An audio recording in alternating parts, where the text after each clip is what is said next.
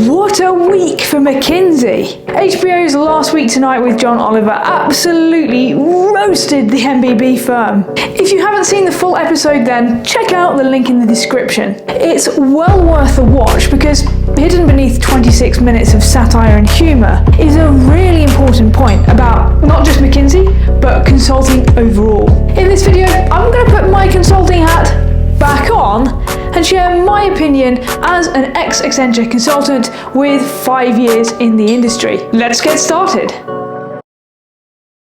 Overall, I think shows like this bring consulting into the mainstream and invite normal people to become more aware of what consulting is and its impact on people's lives. Personally, I think this is really important and it's an essential part of the next evolution of the consulting industry. However, Last Week Tonight came across as very anti-consulting. John Oliver basically suggests that McKinsey consultants, and by extension, all consultants, are arrogant people hidden in plain sight, either stating the bleeding obvious or missing the bleeding obvious. I'm going to respond to the 4 most controversial points John Oliver makes, and finally wrap up with some thoughts on what this means for people just joining or thinking about joining consulting.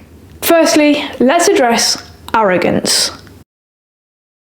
This perception stems from a comment that some McKinsey consultant made about how they learn from McKinsey partners, not clients. I'm not going to lie, this is a pretty arrogant thing to say, but I'm not convinced. This is one comment from one person in the 1980s. And here's the thing, times change, people change, culture changes. Is it possible that people at McKinsey are arrogant?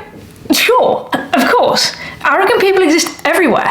That's not exactly new. I've worked with humble consultants, but arrogant clients. In fact, I can think of at least 2 different engagements with 2 different clients where it seemed like the only reason they brought consultants in was to prove that they were right in the first place.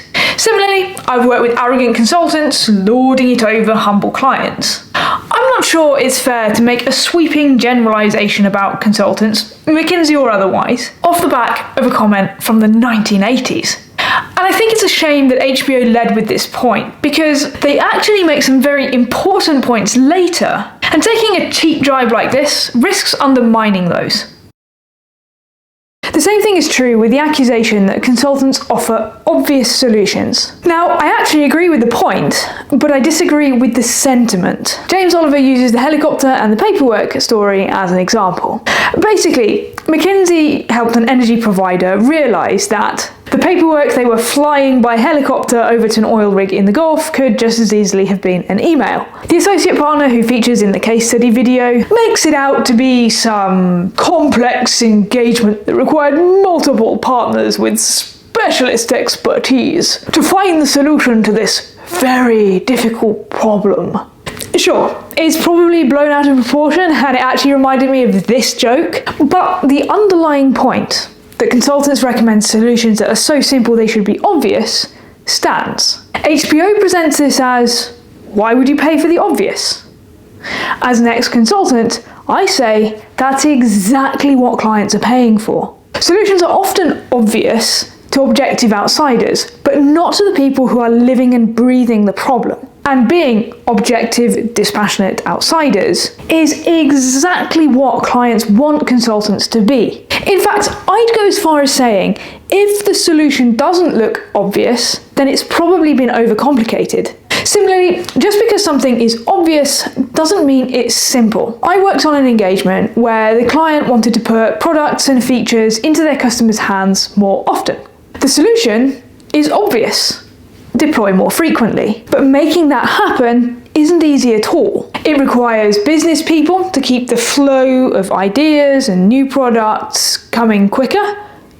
It requires the technical people to build and test quicker, and it requires the operational teams to be able to handle more things more often. Let's not confuse obvious and simple. Making the complicated look obvious and the obvious look easy is where consultants add value, not detract from it. But I don't disagree with HBO on everything. In fact, there are 2 very important points that I do agree with. James Oliver cites a couple of examples of a morally questionable behaviour by McKinsey that also come up in this book. Now, I've read this book, and I've got to say, the whole thing makes me very uncomfortable. HBO calls out two examples: McKinsey's involvement in the tobacco industry and their role in the opioid epidemic. I think we'd all agree that helping the pharmaceutical company Purdue push highly addictive opiates crosses a moral boundary that it should be hard to come back from. Apparently, McKinsey consultants actually accompanied Purdue salespeople on their roadshows to help them sell even more OxyContin. But here's the problem. Consulting firms aren't held to account for their role in things like this. McKinsey is seemingly untouchable. And it's not just McKinsey. You don't have to look too far to see examples of things like this in all the major consulting firms. The fact that there's no independent body to prevent this in the first place, let alone hold firms to account if it does happen, should worry you. It certainly worries me. I've long been a believer that consulting needs an independent regulatory body, much like the FCA. HBO also shows us what happens when the morally questionable becomes, frankly, illegal. Conflict of interest is always a risk in advisory positions. However, McKinsey seems to have taken it to the extreme. The same consultants who advised Purdue simultaneously advised the FDA. And it's not just people from the same department or teams that worked closely together. It was the actual same humans. You couldn't get more conflicted if you tried. This is a huge problem in consulting, and I come back to my point on the lack of a regulatory body. Conflict of interest not only drives shady practices, but in the case of McKinsey and OxyContin, literally costs lives. You'd be forgiven for being put off a consulting career after watching Last Week Tonight. However, as an ex-consultant, I say, don't be. The problems that HBO has highlighted are real, and we can't ignore them. However, consulting is a genuine opportunity to make an impact on businesses and, by extension, people's lives. Consulting is a career with purpose. I certainly felt that when I was a consultant, and I know that I definitely wasn't alone. The problem is, the good parts of consulting don't make good TV. So, whilst it's important that we do bring consulting into more of the mainstream media, it's also important that we maintain a balanced narrative. Because the unintended consequence of too much negativity is that we stem the flow of top talent into consulting firms.